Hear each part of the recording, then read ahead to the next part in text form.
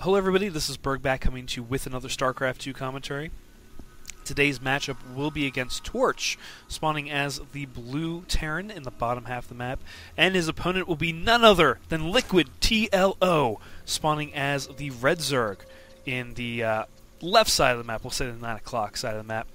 And as everybody knows TLO, this is on, of course, Lost Temple, and, like I said, TLO needs no introduction. Of course, he's changed over to Zerg, is playing as Zerg now, and I think he's enjoying it. We'll probably see some improvements since the last game I showed of TLO, who didn't do that well, I don't think, in those matchups that I was showcasing before.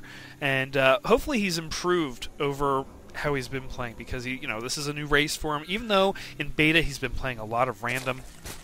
And so he knows all the races pretty well, and of course he is pretty good at making some really good plays. So we'll see if TLO can do anything like that this game around. We'll find out. And of course TorcH, I don't know too much about TorcH, but I do know that he did go to GSL and qualified alongside of Idra, TLO, Artosis, did go in the GSL. And did play a little bit. I'm not sure exactly how he finished. I haven't really kept up on that too much. But I know that he is if he got in GSL, he is a high-level player. He knows what he's doing. So it should be interesting. Of course, TLO was a Terran player, as we see here, going against going for that fast expand. But he was a Terran player. He knows the tricks of the Terran player intimately, I would say. He did play it for a good portion right now of Starcraft 2, just really getting in there and playing it. So he does know a lot of the tricks of Terran. He does know how to get inside a Terran playstyle. So we'll see how well he can do against a Terran, his old race, and see what we can do here. So he is bringing up that spawning pool. He is going for that fast expand. We don't see any gas yet. Oh, I spoke too soon. Gas is coming down, but a little late there. So I'm not sure if we're going to have gas for metabolic boost or not. We'll find out in a little bit. And going maybe for a wall off here for TorcH. I haven't seen a whole lot of playstyle for TorcH. So I don't know how he plays. And TLO is kind of random, so I can't really just say, oh, TLO is going to go for this. But TLO is getting a little. He does know where TorcH is, so he is getting a nice little venture point here to see what TorcH is going to do if he does decide to expand at any time. Of course, he does have that orbital command out, does have that mule going, is getting that extra income, it looks like. Yeah, he is getting that a little bit of extra income. Not too much above TLO, which is kind of amazing, even with the extra harvester. But now we are evened out, so we'll see what's going on here, of course. And TorcH having a little bit extra gas coming out. So we look into the production tab. We do see the Roach Warren coming down, and we'll probably see a little bit of Roach action coming out from TLO early on. And we move down into TorcH's area. He is coming down with the factory, so we're starting that 1-1-1. There it is, the starport, that 1-1-1 build. And I know a lot of people are going to be like, no, Burgback, call it the Destiny Cloud Fist build. I'm sorry, guys. I'm not Husky. I'm not going to call it that. That's his own name. That's his own build. I'm going to leave that alone. And we do have the wall off here from TorcH. Very smart move, especially against Zerg, as these Zerglings start coming down into TorcH territory, going to start getting ready. And looks like TorcH going to probably hold true to his name and can torch those Zerglings. As the Zerglings start coming down, you don't see it, and the Zerglings starting to pull back as they start getting fried to little bits. And Marine kind of just helping out with some bullets on the Zergling side there. Of course, keeping that door open in the front. Not sure if that's the wisest move. We'll see if TorcH remembers to put that up, as Roach is now starting to come up into TorcH's area.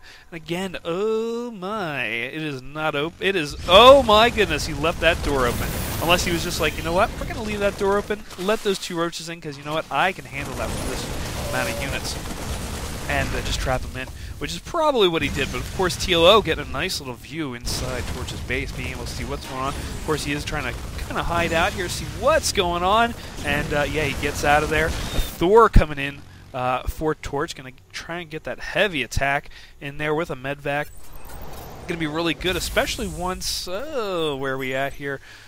Maybe if we get a tech lab in there, we might see some stim coming out, which is really a good idea. And TLO going for a little bit of defense play here, bringing out the spine crawlers. Not sure if he's expecting any kind of attack, but it is TLO to be a little cautious there, which is kind of surprising. We don't usually see TLO being very, very cautious about a lot of things. We usually see him be very aggressive with this, and not sure that was the best move there, bringing the drones down. I'm not sure if he wanted to do that or not, but oh, you know what? He did see the Thor, so he probably wanted to. Yeah, that's probably what he wanted to do. Anyway, so that Thor getting pushed out, he knew he was not going to be bringing him down, bringing that just to do some kind of repairs. Yeah, bringing the repairs onto the medevac, and probably going to be picking that up and starting to go around again. Doesn't want to. He's stuck on that idea. He's probably going to pick it up and start flying around again. Yeah, there we go, starting to fly around. We'll probably see him go around here, and you know, we might see TorcH use this high ground here to start attacking. So we'll see what goes on as we move on. And yeah, it looks like that medevac's starting to go up, starting to come around, and we'll follow that around here just for a little bit because it doesn't look like a whole lot of action going either on both sides. We do have some tanks now coming out for TorcH, and yeah, there is a tank. We'll probably see. Yeah, there it is, siege mode coming out.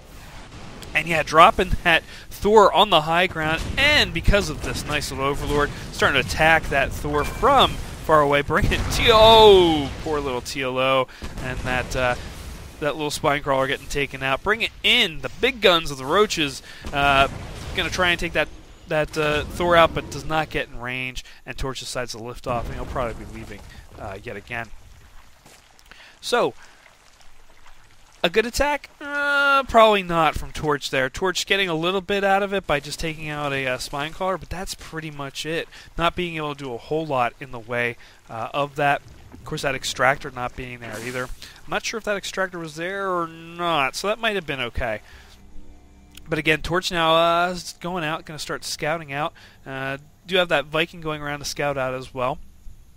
It looks like TLO taking that Overseer out. Again, both of them just expanding out, trying to see what's going on, see, you know, get a little bit of map control, see what's going on both sides, trying to scout out. And we do have a Nidus network getting ready to be built. Ooh, TLO getting ready. Will we see a Nidus worm come out right here? I hope so. Oh, yes, there it is, the Nidus worm coming out, getting loaded up with all the fun stuff. And I don't know if TorcH knows about this. Does TorcH know that it's coming? Does TorcH know? Oh, this could be dangerous. Could be very bad for TorcH. All these roaches coming out. Look at all these roaches just starting to pop out with a couple Zerglings, bringing in the Thor, bringing in the tanks. It looked like TorcH was getting ready to attack, but he had to pull out as these Zerglings now, or Zerglings, SCVs coming out to try and mitigate some of that attack, but not being very good here as this tank in the background doing a nice amount of damage to those roaches. Roaches deciding to pull out, but all these SCVs in here just kind of surrounding the roaches. Roaches now getting back towards the Nidus Canal. Will they be going in? Oh, I'm not sure. Oh, they do. Yeah, they get in, and they decide to run away and start attacking this Nidus worm. And again, this poor roach getting obliterated by that tank. Oh, that's sad. And and the Marauder and another roach bites the dust. As it looks like coming up through the front gate, trying to do some damage. But bringing those roaches back, going for that gold expand from the rocks.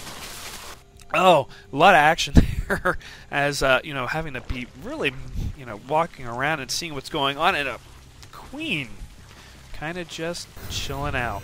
And, not sure what TLO is doing with that queen yet. Is he going to...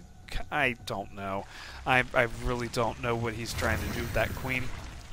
Oh, bringing down the creep tumor. He is deciding to spread the creep and love all across the map, as TorcH does have this expansion out here, starting to get some minerals hidden away from TLO. I don't think he's going to see that yet for a while, unless TLO decides to go out scouting.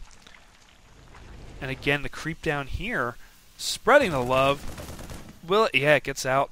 And, you know, 3 tumors down here, able to, you know, do some nice damage if another Nidus worm decides to come out. Which TLO does kind of just have that Overseer sitting there, getting ready to do something. And again, more creep just coming out through the map. Trying to get that map control. Of course, creep great for visual learning as well. As, TLO decides to, you know, we're going to get that gold expansion. We're going to get that income. And the income pretty even. Well, not even per se, but, you know, these mules really do help.